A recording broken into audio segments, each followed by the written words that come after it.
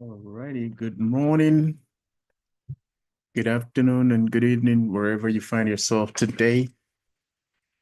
This is another bring of ANALYZ, and I hope that you are in good health. It's a beautiful day anyway. And my name is Nana Osei Bonsu Jr. of Afriwick International Organization and Sector Leadership International. Today, we're going to continue the discussions we started last weekend. But in order for us to, just before we start the program, I want to reiterate our usual statements that creativity and inventions are not by the color of one's skin, but by an educated mind.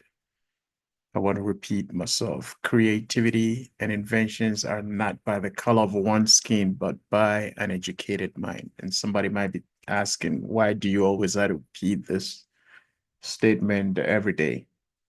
I repeat the statement every day because the things we hear every day and we ponder over every day becomes a part of our psychic. And the moment it gets into our subconsciousness, we begin to believe in that and begin to act what we believe. So that is why we want to reiterate that. So we will hear it every day. We'll hear it over and over.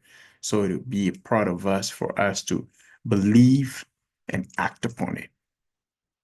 All right.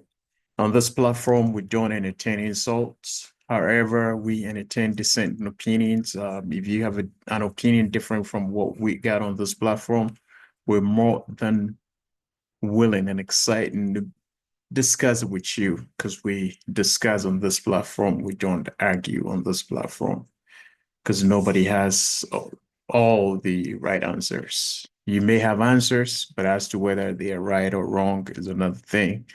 But when we discuss, when we think through them, when we judge, when we analyze them, that's where we can arrive at a conclusion that will be able to better us and better our society and our community at large. So we entertain dissenting opinions, but we don't entertain insults on this platform. With that getting out of the way, um, last week we spoke about um, Ibrahim Traore and what was going on in the world with him and our stand or our support um, for him, because most people were asking about where we stand or where they haven't heard us talking about it. So last week we spoke about our support for him and our stand, irrespective of the fact that we don't believe in taking power through the barrel of the gun. We kind of explained that his circumstances is a little different. He's basically in an environment where um, it's a bit chaotic. So we can understand his situation. And then again, he did not take power from a constitutionally elected government. He took power from the military. So you can say it was a counter coup, or however you might put it. But then again, we're also looking at what he's doing for his community, what he's doing for his country, what he's doing for the African continent as a whole, which we believe is a positive thing, is a good thing. It's something we need as Africa.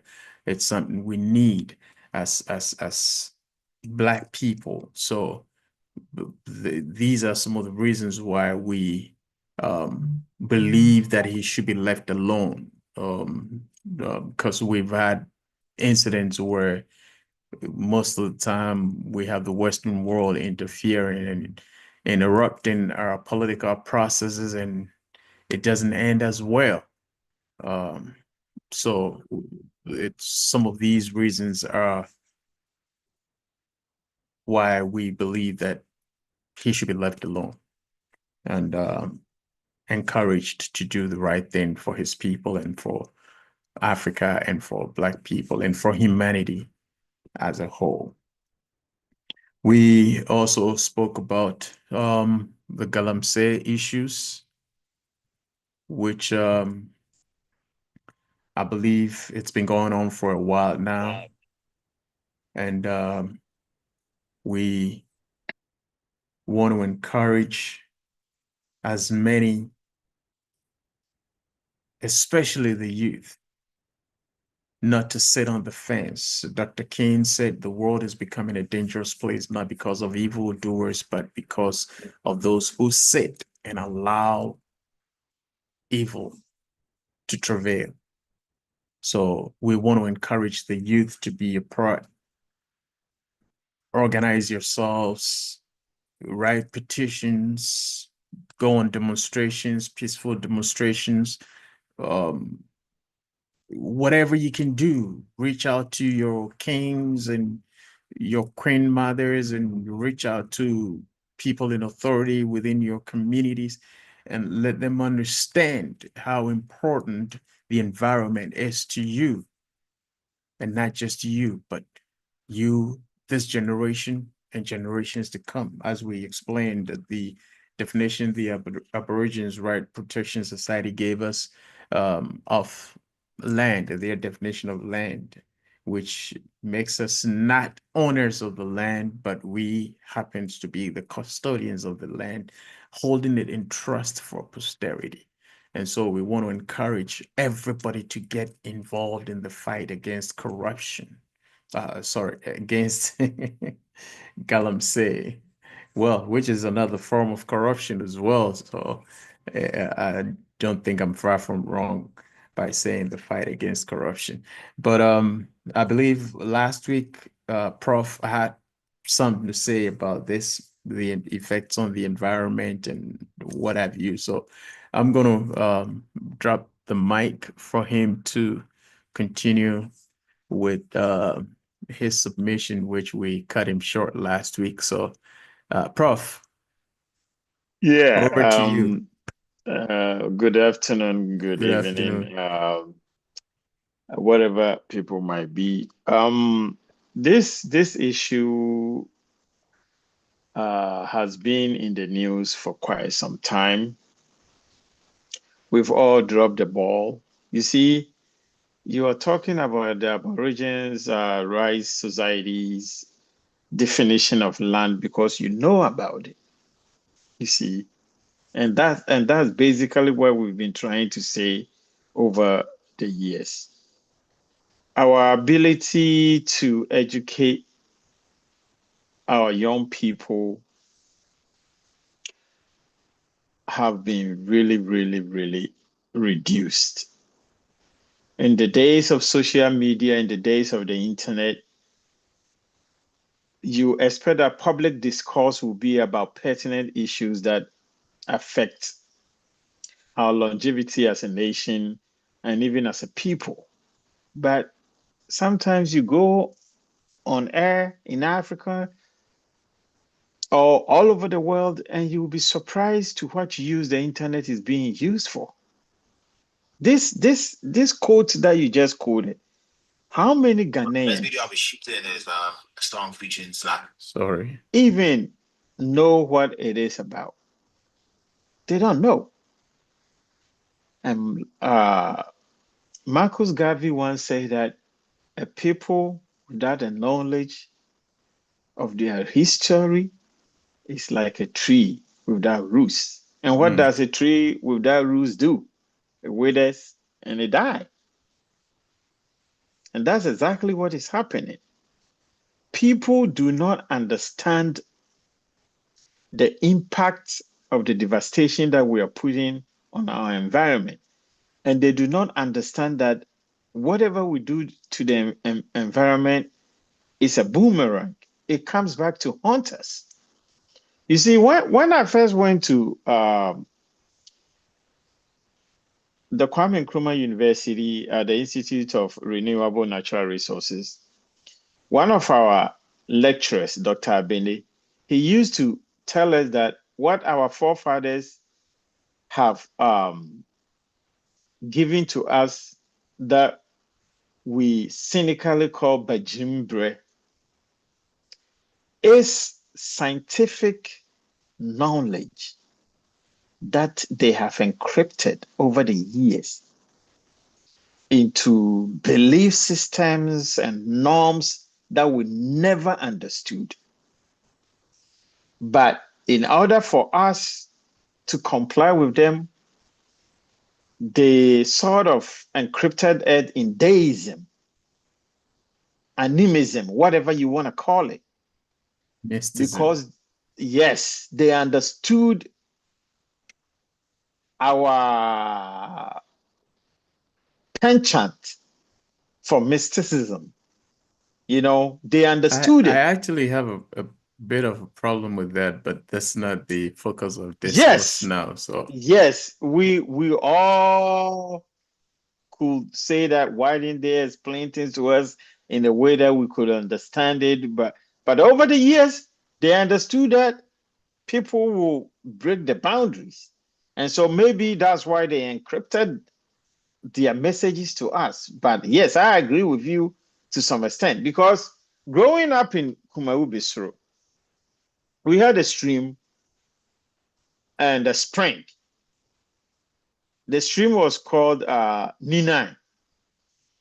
The spring was Amampomam, Amapomamu, and we call it Amampomam. It was coming out of a rock.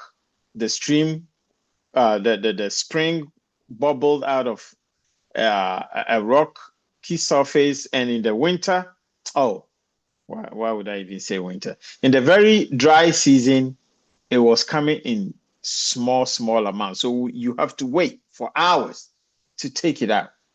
But it never dried. Never. 2 kilometers before the stream, which is Ninai, nobody was allowed to farm 2 kilometers on either side of Ninai. And we were told that those were sacred lands. You can't touch it.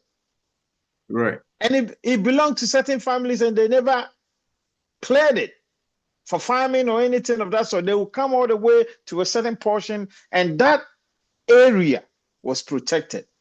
Also, the area around the spring. Right. When I went to secondary school and I came back, people were saying land was this and that, and they had cut very close to the riverbank. And they forget that runoff erosion, siltation. We studied all this in school. Mm. And that is why when we are having this discussion about our so-called education system, I am tempted to talk about we writing our own curriculum. Because whatever you said about Aborigines Rights Society, how many Ghanaians know about it? Unless they are history majors at the university. They don't know what these people did. I recently found out that one man actually sold his gold reserves to Yeah. fight. He boarded a ship to go all the way to the UK to actually protest with his own money. Against the land bill, the royal, what was the name? I think Royal Land Bill or something. Okay. Until last year, I never knew about this. And I'm more than 50 years of age. Why is it that we don't celebrate our heroes? Why are these things not in our curriculum? Because we did not write the curriculum. Until the lion learns to write about the story of the hunt, the story of the hunt will always glorify the hunter. Thank you. Ready. The story of the hunt would always glorify the hunter. There is something I think we should talk about, even though it was not part of the discussions. It was not part of what we wanted to talk about, but I sent you a video. I don't know if you had the chance to watch that video. I did not. I Okay. did not. I just saw the video, so I don't have much detail of that particular video, but it, it's it's sad. So this gentleman happened to be married to, let me try to summarize it quickly.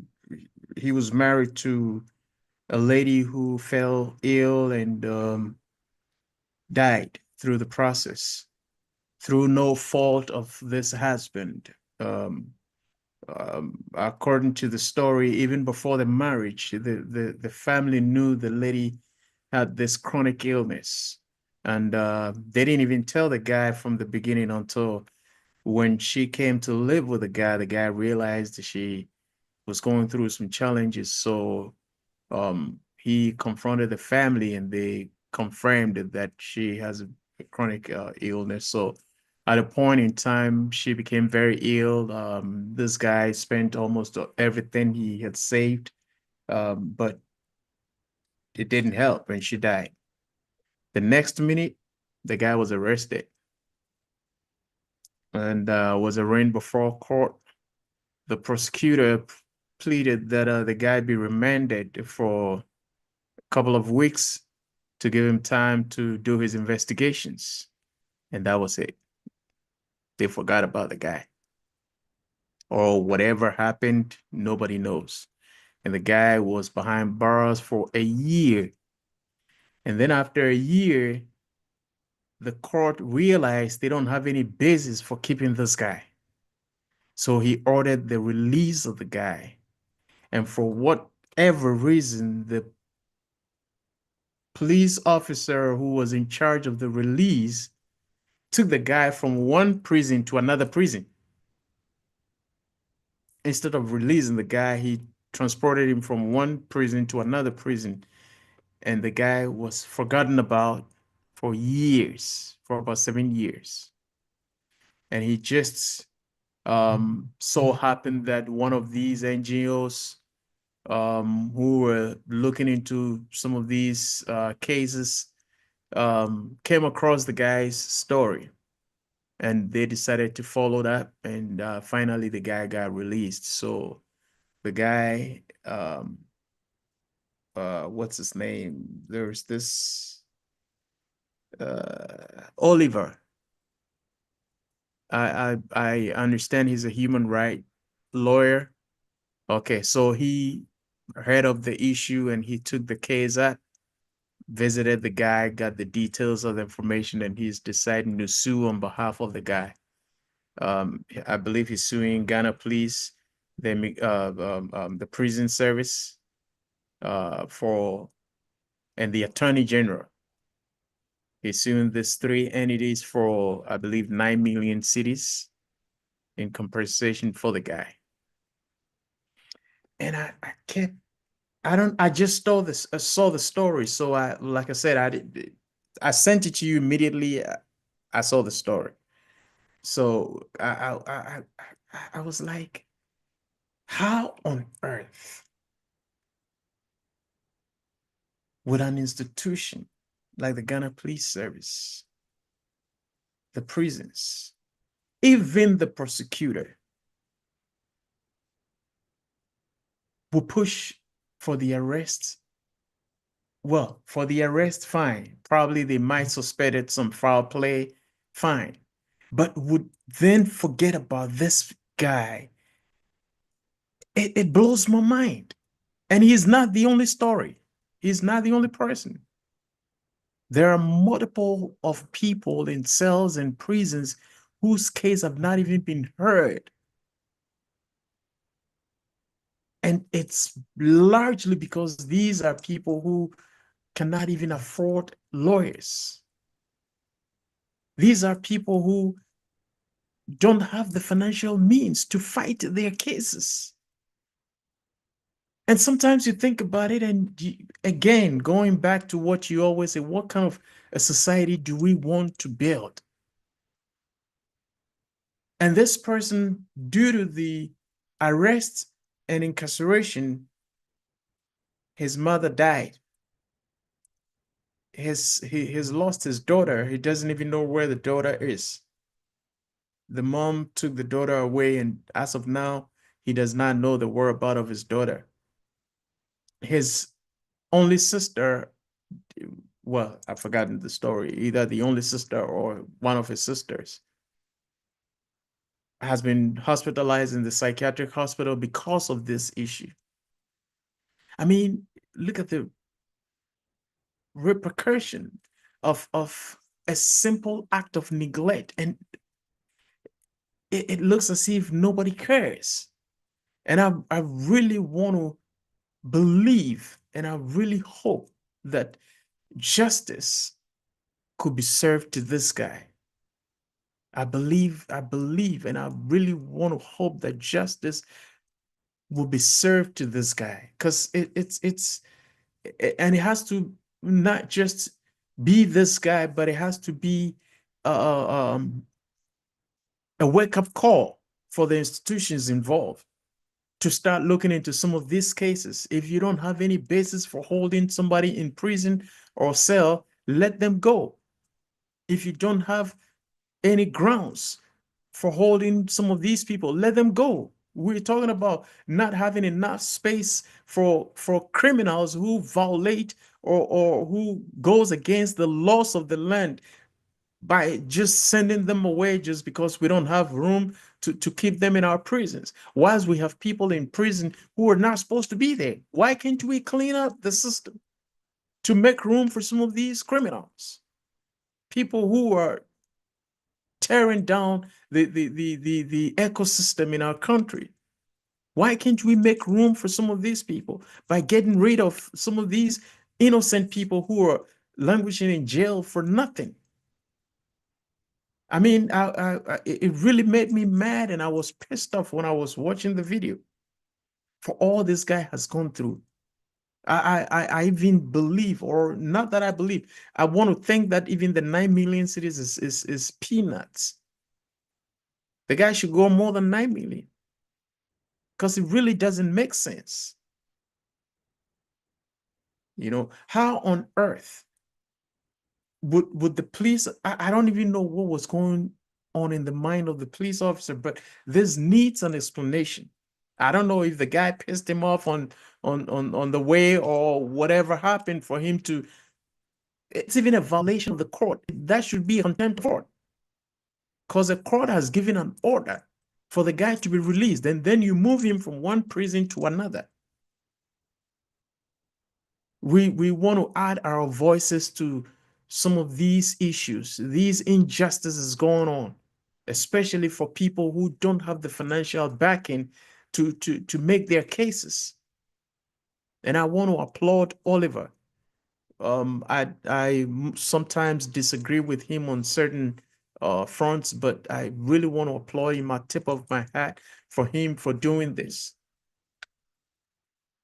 So I want us to begin to look at some of these issues, clean up the system, get rid of people who are in jail for nothing, and start putting criminals in jail. Let's start putting criminals in jail, like people who are involved in Galamsey, who are pillaging the communities. They need to be in jail. They're not supposed to be flown outside just because they are foreigners or immigrants or what have you. They have to face the law. The law they have broken, they need to face that law and be punished for it. So that's my take on that issue. I don't know if you have anything to say. If you don't, that's fine, because I know you've been ambushed. So Actually, there are a lot of similar stories like this. And all it takes for someone to vanish within our judiciary system is not to have an advocate, not to have money. Okay. There have been a lot of high profile criminal cases in which a new government comes into power and summarily dismisses the, the, the charges and say there is no evidence to prosecute the person. Why is it that it is the duty of the innocent until proven guilty to stay in jail while you go for your evidence? Why can't he be allowed to go out, and once you get your evidence, you come and then you prosecute him? Such a person is not a flight risk. Where is he going? He doesn't even have the wherewithal to even take his own wife to the hospital. Yeah. And you are putting him in jail because you don't have evidence. You see, before I left to go live in Ghana for 5 years, I used to condemn people who go to the fetishes and use incantations, what we call curses, fight their case. imprecations to fight their case. Today, I agree with them 100%. I am not even going to mince words. You can say whatever you want. I agree with them. You know, I have something to say. So exactly, I agree with them. I might not do it because I have the intellectual ability and maybe the finances to fight my case in a court of law, even though I don't believe our court systems are doing what they are supposed to be doing. But for somebody without any money, without any influence, he will go to Antwerp. And I agree with the person. One case in point that I was going to point it out. This guy somewhere in the Brona-Hafu region was accused of raping a lady. He said, I don't know how true the story is. I will find it and I may push it to you. He said he knew nothing. He had never talked to the lady in private. He said the lady is a young girl. He called the lady, sent her somewhere, got whatever he needed, and went his way. The funny thing was that it was his girlfriend who led the mob to come and catch him. And then when they took him to the police station, he said he knew nothing about what was happening until later on the CID officer said, this woman says you had sex with her underage girl, and that if you don't pay her 15,000 or whatever it is, she will send you to jail. It was somebody's word against another person. And when they were sending the girl for medical checks and whatever, there was no representative of this guy. It's a complete miscarriage of justice. So the guy said that when they were sending him to jail, they passed the Tano River.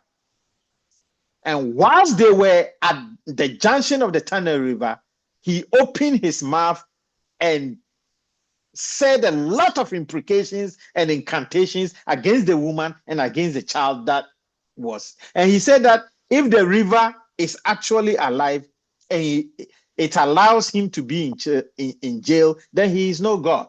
That's what the guy said. And the policeman transporting him to the jail heard it. It took 2 years for the mother of the so-called victim to come to the jail with the child and say they want to talk to the guy. The guy had been in jail for 2 years already. He had been given, when the judge asked him to plead guilty and he said, no, he's not guilty because he's not done anything. Right. He didn't even have a lawyer.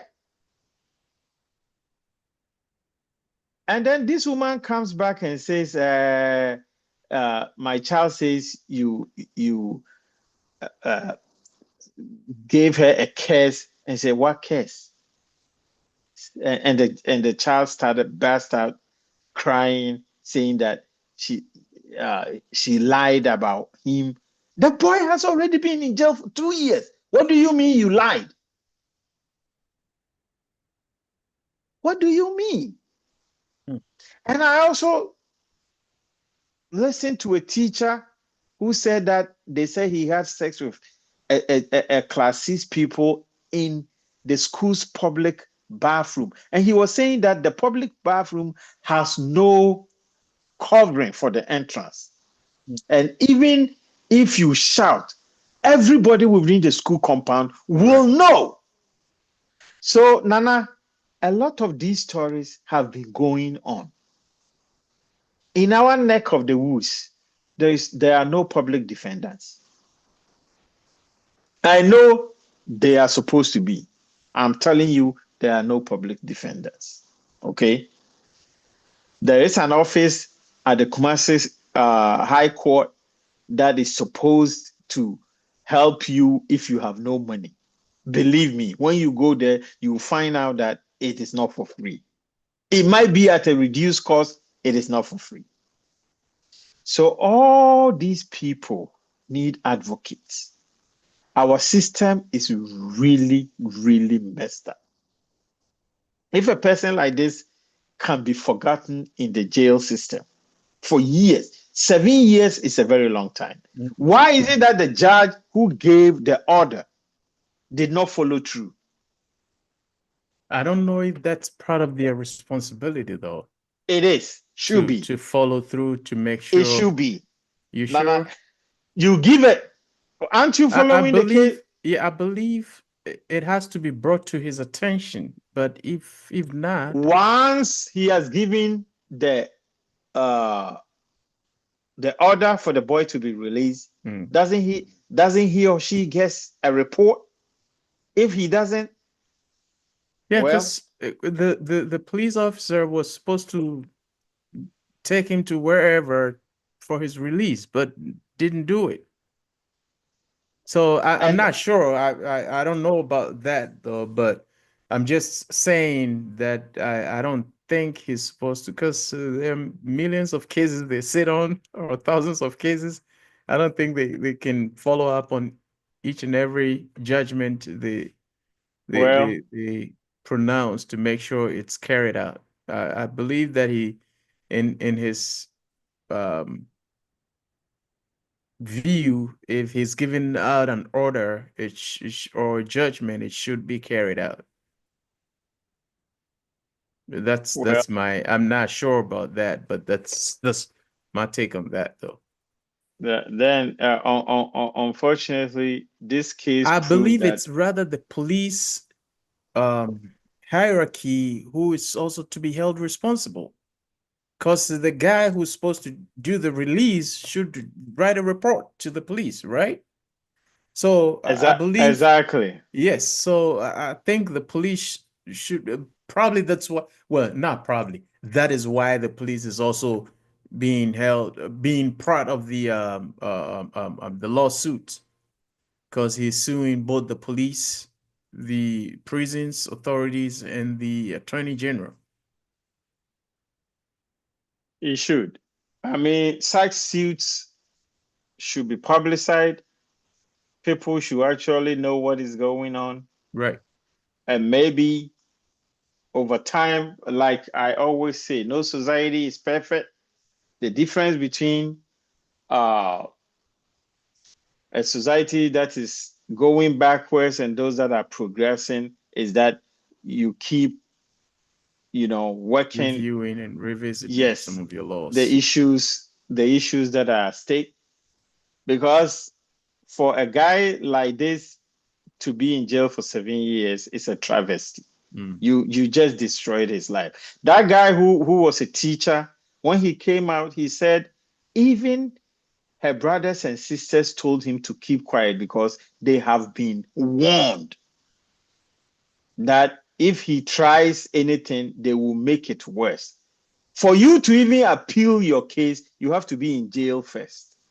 Out here, prosecution doesn't start until your appeal has been, I'm talking about serving your jail term doesn't start until you have exhausted your appeals. But just imagine this policeman telling the judge that you should remand him because I need evidence. That's not a reason to remand anybody. Right. You remand the person. I am not a lawyer, disclaimer. But what I know is that you remand the person when he's a flight risk. There's a danger that the person will abscond and you will never find the person. That is the more reason why we remand people with money, with a passport, with the ability to run away and stuff like that.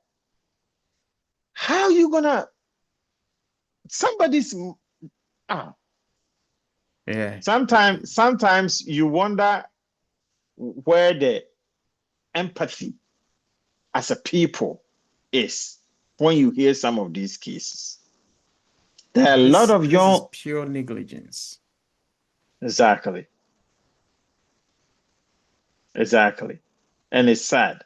Somebody has to pay for it. But my thing, the reason I'm interested in this, and I will try and see if I can follow up with I would find out some sources and see if we can follow up and get some update and where it's going and add our voices to it. It's because we have this should be a case study. It should be used as a case study to start looking into some of these cleanups and get rid of people who are not supposed to be there. You know, potential what have you criminals who are supposed to be locked up are being left off the hook in the name of we don't have room to keep them. And that is part of the reason Nana, why I'm pissed off about some of these I things. think that is just an excuse. I I know, think but if that's we have just room, then you wouldn't have an excuse. exactly. So let's clean up the system. Let's get rid of some of these people. And this guy, from what the story is saying, is not a lazy person. He's a farmer. So that is productivity to the community or to our environment going waste. But then Galamsey people can be left Yeah. to do whatever they want.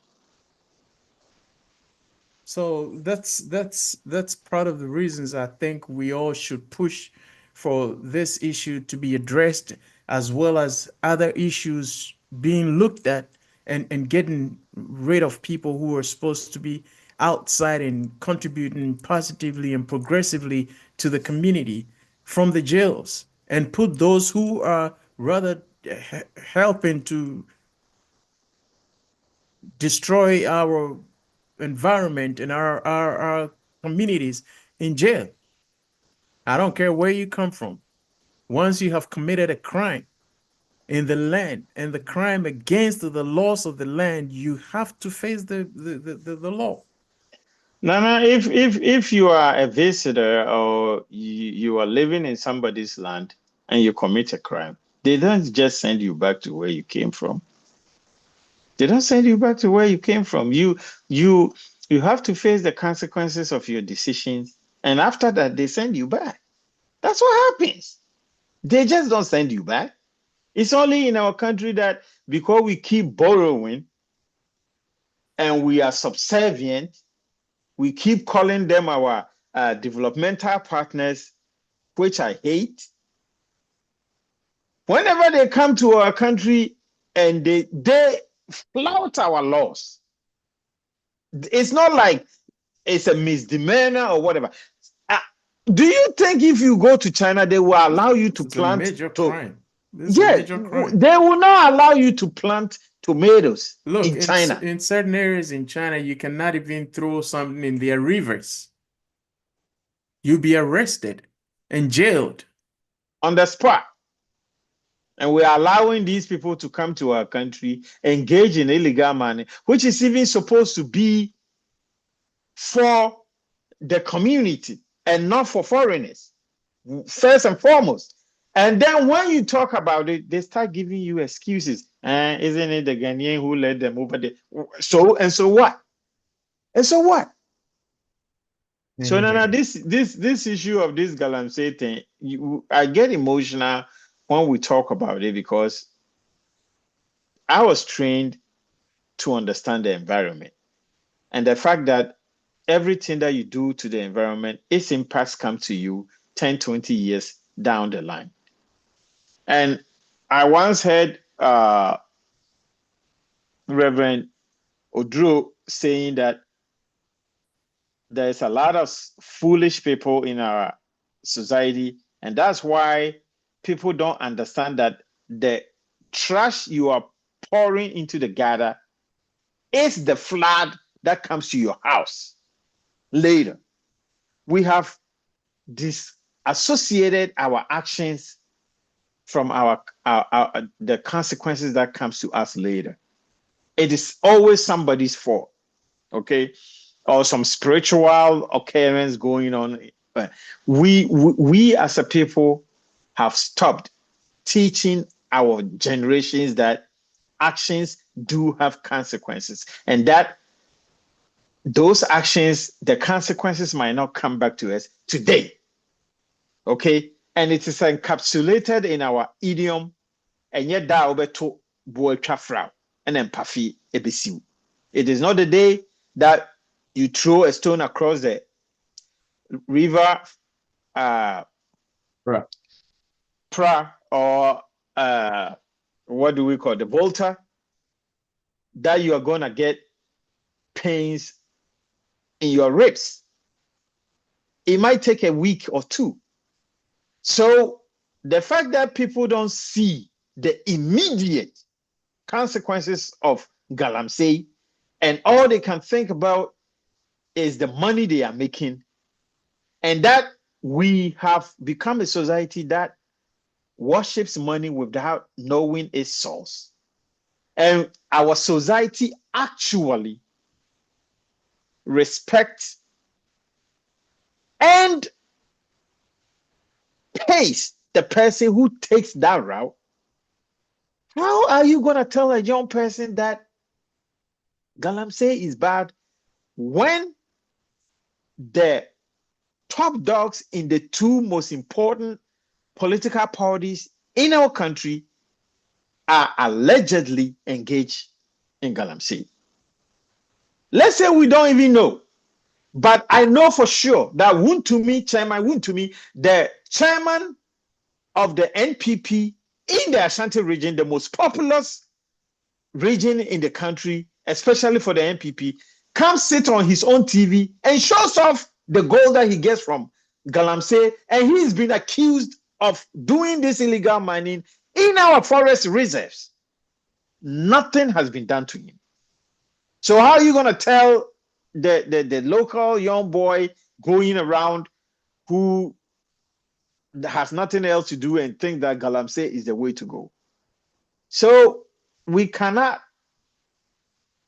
be serious as a nation when the very top people in our nation are showing no remorse, showing no seriousness about galamsey, and we keep talking and keep talking and keep talking. People go on a galamsey march and they are put in jail. Okatachi Frifa says that he was kicked out of his station because he was fighting galamsey. If he's lying, I am lying. He had to resign. Okay? So we can all pretend there is nothing wrong, and we keep on doing what we've been doing. But what I hate is that 20, 30 years down the line, we come back and we talk as if God has abandoned us. God gave us brains. He's giving us all the resources that we need to make Ghana, Nigeria, whatever, a great nation. Africa should not be suffering. We've been saying this over and over and over again, and we are still suffering. So, not to belabor the point, but until the leadership of the people decide that this is something worth fighting for, and if the youth, I am so much appreciative of the young people of Ghana. Our generation let you down. I have to admit that. Our generation have let our people down. Those of us who are 35 above, we've let our people down. It's left with those people below 30 and 20 and whatever who have been fighting this fight. You only see one or two people coming out and say, all the research, they have brought it out. I remember we shared a video in which this guy was talking about siltation levels of all our rivers. We've had people fly drones all over the country. When you are traveling, you see the color of the rivers. What else do we need to see? You go to Obuasi, they are giving birth to children with deformities.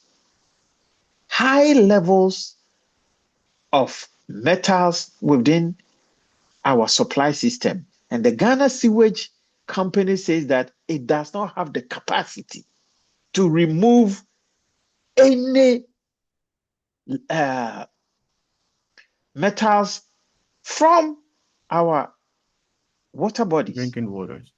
Yes, yeah, that is being fed to them.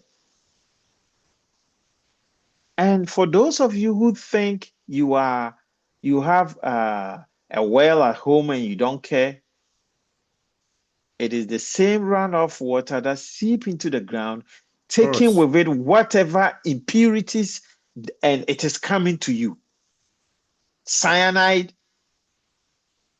is coming to you.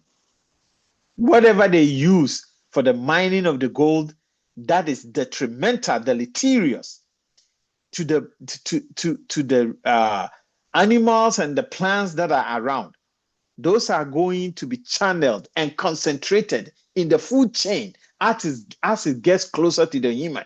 The fish that you are eating, the yams that you are eating, the bananas, whatever that you are eating that is coming from the environment that you think does not affect you, eventually it is going to affect you.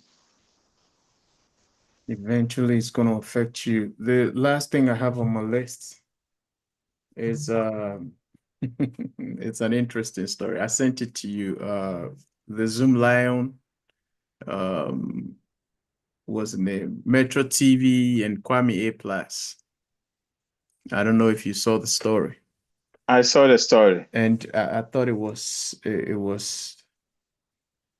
I'm trying to find the right word. This is a low blow.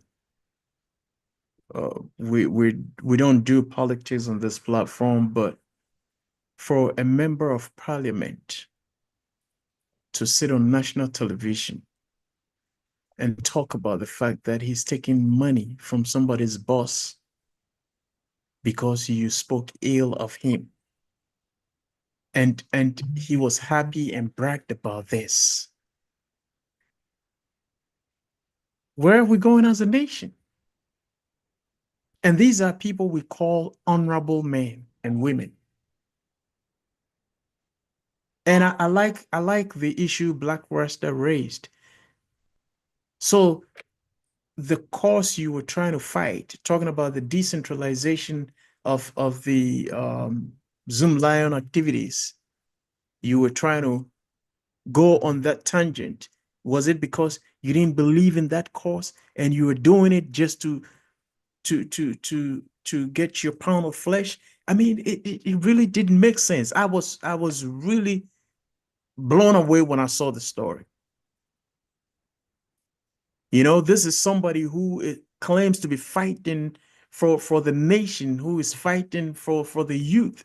And you come to sit on national television to tell me because you're fighting with Paula Domotry, you were going to basically blackmail Zoom Lion, who happens to be Paula Domotry's boss. And it looks like everybody's quiet. People are quiet. I haven't even heard a word from the Speaker of Parliament. This should concern everybody, including the Speaker of Parliament. This should be an issue that needs to be talked about. Because you're telling me you have no integrity. It's one thing you doing it, and it's another thing you coming to sit on national television to brag about it.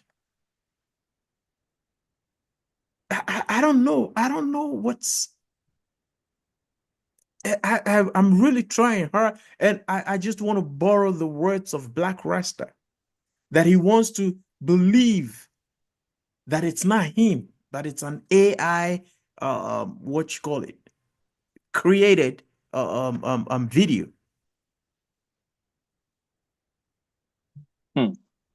It really doesn't make sense. And my surprise, I'm not surprised about him saying that anyway. Let me put that out there. But my surprise is the quietness of the whole nation. The quietness of even some institutions that I thought would speak up, especially Parliament. because this is a dishonor to Parliament. This is a dishonor to Parliament. A member of Parliament whose title is supposed to be honorable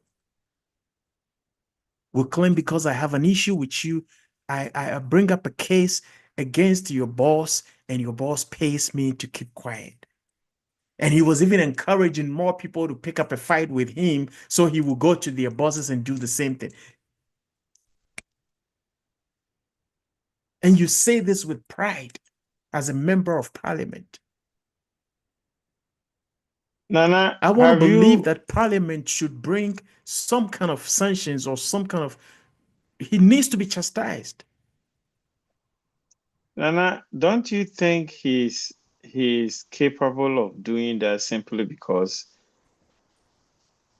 our system have incentivized such Of behavior? course, of course, Very good. That's of what I course. wanted to say. Yeah, definitely. And he's not, I'm pretty sure he's not the only person doing that, or he's not the only member of Parliament doing that. But for now, he is the only person who came to sit on national television to say some of these things, of which I want the Parliament to take an action. Because if they don't, then what kind of picture are they trying to portray to the whole nation, and even to the younger generation? That people can be given power and use their power to blackmail other people and go scot-free and be hailed as heroes? This is ridiculous. This is ridiculous. And then when you call such people, you call them honorable whatever. What is honorable about this action? And again, like I said, we don't do personal attacks on this platform, but this issue needs to be called out. And Parliament needs to do something about it. He should be sanctioned by the Speaker of Parliament. And I know they have laws within the Parliament Acts which talks about any member of the Parliament who is behaving dishonorably. They have disciplinary laws for those people, so it should apply to him.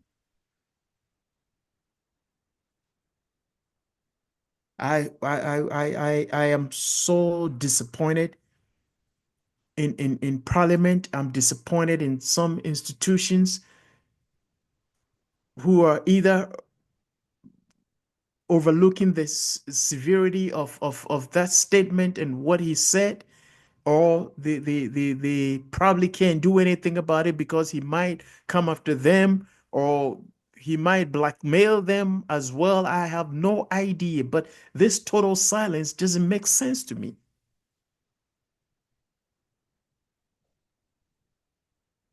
So far, I went on social media, and the only person, the only voice I heard criticizing him was Black Rasta.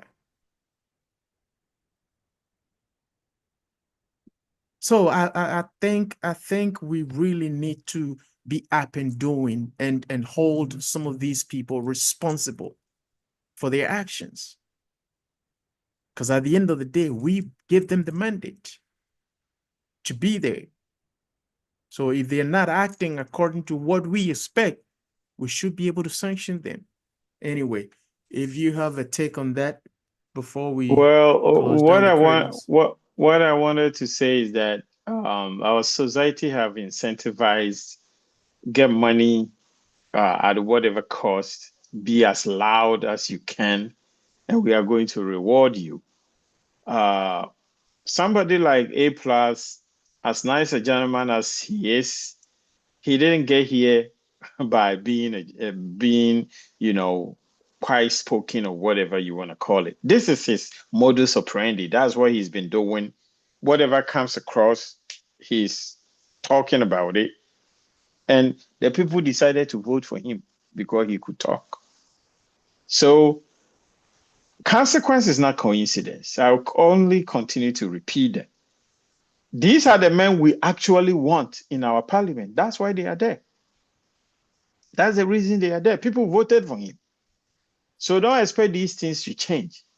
And like I said, 20, 30 years from now, when we start bemoaning the fate of our environment or our court systems or educational system, our judiciary, our policemen, our politicians, we should look inward and ask ourselves, what kind of society were we trying to build? And why is it that this is the result? Hmm?